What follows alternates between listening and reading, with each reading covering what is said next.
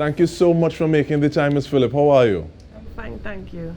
Now, I want to start off looking at healthy food choices, but looking at the Caribbean food groups or the 6 food groups. And I find it interesting that that there's a Caribbean 6 food groups. So I don't know if you should take the fact that there's a Caribbean in that term or what those 6 food groups are first, but the ball is in your court. Well, there's a Caribbean 6 food groups because, you know, the American, they use a pyramid. Other countries also use pyramids, but we have a plate, so it's supposed to kind of resemble a plate. And if you look at it, so like for the US, Canada, they actually have dairy as a food group, we don't. So if you look at it, the first group I would like to talk about staples. The main nutrient in that group will be carbohydrates. Then we have legumes, so your legumes going to be your peas, beans, seeds, and nuts. We also have the food group fruits and vegetables. Everyone know what fruits and vegetables contain. And we also have food from animals, which will be your fish, your meat, eggs, cheese. And we also, so our dairy products would be in our food from animals group, as well as the last group would be fats and oils. So, you know, your normal oils you cook with butter. Note that we have avocado in that group, as well as coconut. Yeah, so that's our Caribbean 6 food groups. And what goes into making that plate in terms of, do we slice that plate into imaginary pies, or what kind of proportions are we looking at? Well, not the exact plate that outlines these 6 food groups. When we're looking at healthy eating, there's actually a healthy plate guide. So if you look at the guide, half your plate we recommend to be cooked and raw vegetables. There are some plates that actually have a portion of that half, less than, so not really quarter, less than that, but it would be fruits, and then quarter the plate starches or your staples, and quarter the plate protein. And the protein could be plant protein, which would be your peas, beans, seeds, and nuts, and or it could be animal protein, which would be your fish, your meat, turkey, that kind of thing, eggs, that kind of thing. And does the time of day factor into when something would be more beneficial to eat than others? So like, does it make sense eating this or something specific for breakfast versus having something else for lunch? What are some of those considerations? No, when we're looking at it, we just want you to consider the food groups itemized on the plate mentioned before. What I didn't talk about though, fat. No, it's just, fat is not highlighted on the plate, but it's just understood that you prepare our meals with fats. If it is you're going to scramble an egg, you use a little bit of butter or margarine. So, you know, fat is something that we naturally incorporate into a meal. Now, when we're looking at it, now your meal doesn't have to specifically, like your breakfast or lunch, something in particular. Everybody have their personal food choices or preferences. And as dietitians, we're not about, you know, look this meal plan, just follow this. You know, we have to work with what it is the client like. And we're talking about, you know, children in particular. Children have preferences, we call them, you know, picky eaters, and it's not about forcing them, but, you know, introduce them to a variety of foods. So when it is we're looking at like a breakfast, so we could look at whole grain, so we're looking at, like let's say a whole grain sandwich, it could be a whole wheat sandwich, and so that would be a staple. If you're looking at the protein component, it could be tuna or sardines, it could be an egg, cheese, right? It could even be like a chicken salad or something like that, could be in it, and of course we would want veg. So lettuce, cucumbers, tomatoes. So that will. So if you think about the plate that has the vegetables, the staples, and the protein, then if you think about the sandwich, it matches, right? And sometimes you might be like, oh, what about the fruit? So in Caribbean, we don't really eat like Americans. So you know, they normally have a side of fruit with their meals, and we don't really eat like that. But we do have juice. So your juice will be considered your fruit, and I'm talking about unsweetened juice. That's what I'm speaking about in particular. But if it is you don't want to have a sandwich, you want to have cereal, that's fine. Of course, you want to have vegetables in your cereal, but we could still cover most of the major food groups in it that I've mentioned before. So your staple could be your whole grain cereal, so it'd have like high fiber, like wheat bran, that kind of thing. Or simply oats. Oats is an excellent cereal to have. And if you think about the protein component of oats, you make your oats with milk. If you're vegetarian, you could use the almond milk, so that will still give you the plant protein. Regular cow's milk will give you the animal protein, right? And if it is you want to add, instead of adding sugar using condensed milk, I would say add a fruit. So you're going to get your fruit in there. We could look at dried fruit, fresh fruit, and I would even suggest adding a bit of, you know, nuts or seeds just to increase the healthy fat. and as well as fiber into that meal. Now, you've given us a lot to digest, no pun intended. But you laughing. But one of the things I want to ask about is the size of sharing or servings, because sometimes people talk about, okay, well, mango season, pot turned down, everybody have a pigtail bucket of mango, and they're going through. Or if it's something else and saying, well, I like this, so I'm eating more of it. How do we look at portion sizes? Because sometimes it's one thing to say, okay, well, I'm not eating any of this, but what you're eating, you eat so much of. Does that help or hinder? How do we look at portion sizes? Well, if it is we're looking at controlling weight, also we have to look at controlling your portion sizes, or just generally healthy eating or having a balanced diet. The easiest thing we would want you to control, or two things in particular, would be controlling the carbohydrates, the type. So you don't want simple, so not like white bread or white pasta or plain white rice, that kind of thing.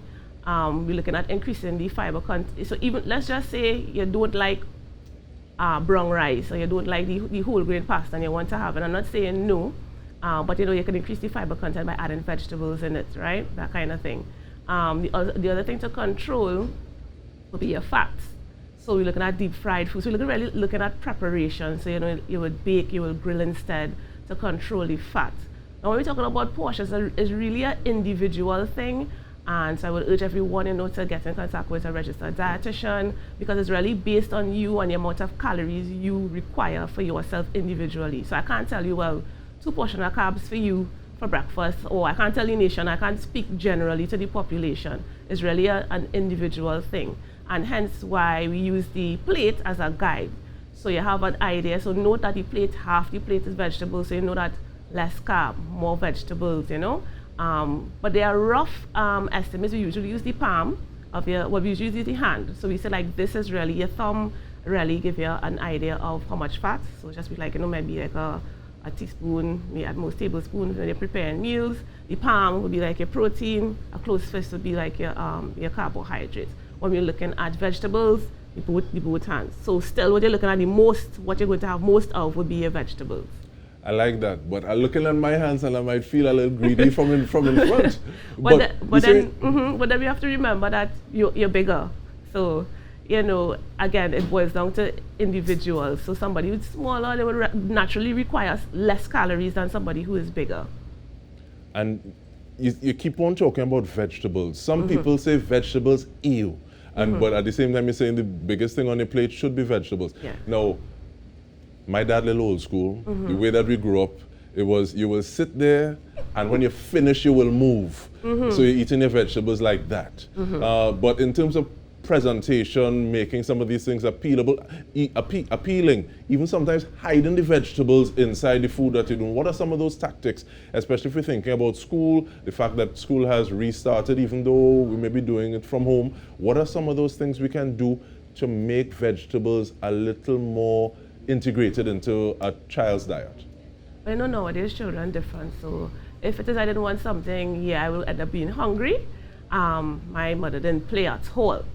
But now you have to look at different creative ways, and we eat with our eyes first, and if we as adults do it, children do it as well. So you can look at using colorful plates, you could look at putting things into shapes, use cookie cutters to cut out the fruits or the vegetables. To just make it enticing, for the children to eat, even for yourself.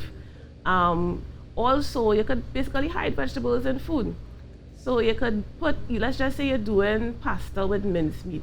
You blend up some carrot very finely. You could put beetroot. I actually make a pasta sauce with carrot, beetroot in it, with pumpkin. You wouldn't know it have vegetables because it's so finely ground. And let's just say you're a vegetarian. You don't have to be mincemeat. You could blend up that lentils. The children would not know it's not meat. Or let's say you want to have a meatless day or vegetarian meal. They wouldn't even know.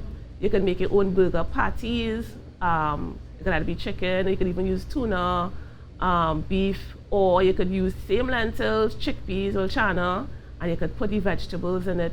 Don't ever eat plain rice. You have vegetable rice. You're doing pasta, put vegetables in it. When you're using your provision, right? Because we're looking at foods that are high in fiber, and we always like to promote, local foods. We're looking at provision or breadfruit, You could do mashed breadfruit, you put some carrots in it, you put a little bit of pumpkin, and you just find ways to hide the vegetables so children will be able to pick it out. That's what we don't want them to pick it out at all. 007 vegetables. Well, we are speaking with registered dietitian and managing director for Keys to Wellness, Kezia Philip. Stay with us. We return with more.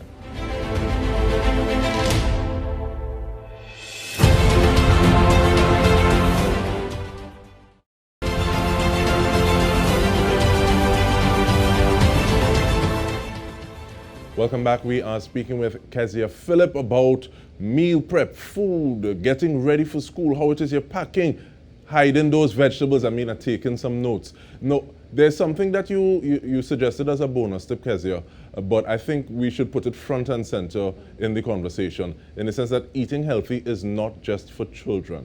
Can you expand on that a little bit, please? Studies actually show that when you have children involved in the meal prep, so you have them there cutting up, washing up the vegetables, even preparing their own snacks. If it's vegetable sticks, chow, we love chow. Chow is a very good snack for children. Of course, you're going to watch how much salt you're going to put into it. And you have them, actually help you prepare the meal. It actually encourages children to sit down and eat, encourage them to eat healthy. So you can be, and then children, they not only you can't just give them things to do, they do what they see. So you can't be preparing healthy meals for the children and you sit down eating burger or whatever fried food junk every day. They're gonna ask you for it, they're not gonna want the food. And so it's really important that families actually also sit together. So you prepare the meals together, sit down together at least once for the week. Our family had a tradition where Sunday meals, that's after church, we used to have a lunch together. And so, it's something that the families could look at doing. And we have time, most of us home while we work. So you may have some sort of time that you'll be able to do it at least more than once for the week. And that just helps with the bonding, with the socialization, especially in this stressful COVID time, where persons may feel isolated and that kind of thing. And it just encourages the entire family, not just the children, to eat healthy. And can that bonding time also include meal prep? Because one of the things I find sometimes, okay, well, the vegetables there, but you look at it today, they look at it tomorrow, you don't look at it the day after, and then when you look, time to throw it away. And that is why meal prep is important. It helps you save time, it helps you save money, because you're going to just leave the vegetables there, they're going to wilt, you're going to have to throw it away, and it's basically throwing away money. It also helps you to prepare and plan in your mind what you're going to prepare. Which is also important. So you get the children involved. You could even ask them, well, what do you want to eat today? What you want to eat this week? Okay, let's prep it together. And it also helps you keep track, of how many days for the week, you're having vegetables. They did a study a couple of years ago called the STEP survey, and it showed that children, fruit and vegetable consumption weekly actually is very low, about 2-3 times at most for the week. So, meal prep will help you to keep track, because you're supposed to be having it at least 3 times for the day of your vegetables, at least 2 servings of fruit for the day. I'm looking at whole fruit, not fruit juices.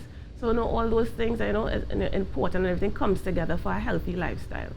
And that fruit juice is a insidious kind of thing, because you think, okay, well, it's fruit juice, and even like looking at the difference between juice and drink. I didn't realize that so much sugar could get hidden in one container of something to drink. Yes, actually. So, there's the concept called Rethink your drink. And if you actually look at labels, and it's important everyone learn how to read a food label, you will see that many of the juices and the drinks out there, they actually do contain a lot of sugar, even flavored water. So I would always recommend you have plain water if you don't like the taste of water, like myself. You add cucumber slices, you could use mint leaves, you could put any fruit, pineapple, watermelon, whatever fruit in season. You could put a little bit in the water just to give it a little flavor, citrus, lemon, oranges, that kind of thing. And so, those are better drink choices. If the children don't want water and they don't want the flavored water, you can actually have milk, plain milk. That is good for children. So, it's just making sure that you monitor the sugar intake. Although, according to research, they show that you could have the amount of allowed servings, 60 spoons, and that's what is allowed, not recommended, allowed. So you don't want more than 60 spoons or 24 grams of sugar. As for children and women, men, a bit more, 90 spoons. So that's allowed, but we're not trying to meet that. So it's not something, not a requirement that you have to have sugar every day. And then you get natural sugar from the fruits, so you don't need the added sugar. And then even one of the things that I found is, so like we have plenty fever grass. So in terms of like making tea without sugar, but freezing and having them use the ice cubes so they get in the flavors of those things. And sometimes they make, by the time they make mass, it's problems for the parents to get. So in terms of like actually having them drink water like that, because there's the flavor in it and it's something that they can look forward to. But in terms of juices though, what are some of those healthier juices that you'd recommend? And this is outside of stuff that we may actually make at home. I would say anything that says 100% juice. So anything 100%, so no added sugar, unsweetened juice, you just have to read the label. You have to turn to the back and you're going to look for where the itemized sugar, and it should be 0, and you know that you could have that, you have that drink. You could also look at the ingredients. So I tend to say once it's looking like a paragraph, it looking like an essay, stay away from it, because you cannot pronounce the things that they have itemized in the ingredients list. Stay away from it. Sometimes you might look at a juice like, oh, this looks like a good juice, 100% juice. That's what it may say that. And you look at the label, and if the first ingredient usually is water, second ingredient sugar, or fructose, or some kind of thing like that, you know to stay away. So you're looking for water and whatever fruit that should be on the label, and you're looking to see how many grams of added sugar. They actually says added sugar on the label itself. All right, so we have about 3 minutes. I want to ask about prepping snacks, because snacks is important to some individuals, and also does meal prepping help with the amount that you eat? And I'm thinking of children at home, they're a little bored. So first thing, put something in the mouth. Yeah, so right now children are being homeschooled or doing online classes, and they end up grazing, and a lot of parents complain, oh gosh, the children eating more when they're in school, they don't eat so much. So I would say, the night before, pack it, get your children to help you pack too, and I would pack it in a lunch kit, like if they're going to school, this is what you have for the day. You have your breakfast, so your whole grain sandwich, you have your cereal, it would be you give them that before, so you get them into a routine as if they were going to school. They get dressed, you sit down for your online class. Then you look at your snacks, so the healthy snacks, so it could be plain yogurt, you could be looking at controlling sugar intake with some fruit. You could also include a handful of nuts. You could even make your own trail mix, and again, that can be an activity. So you could add different seeds, pumpkin seeds, sunflower seeds, any kind of nuts, dried fruits, raisins, they have dried pineapple, that kind of thing. You can mix it up, a handful of that. Chow, as I said before, that is a great snack item. So it could be fruit or vegetable chow. That you can get the children involved in terms of preparing, but you have it, packaged out. So that in between breakfast and lunch, that's what they're having, and in between lunch and dinner, is another snack time. We often think snacks as in those packaged sugary, some kind of candy or chocolate or something like that, or some kind of salty snack, chips, that kind of thing. But the snack really should be your fruit. It should really be your nuts. If it is really looking at ensuring that the children have, or you yourself have adequate fiber, you get vitamins and minerals. If you're looking at a healthy, holistic balanced diet. And there you heard it from registered dietitian and the managing director of Keys to Wellness, Kezia Philip. Thank you so much, Kezia. And we want to thank you. This has been In Depth with Dike Rostant. On behalf of the entire TTT News team, thank you for joining us.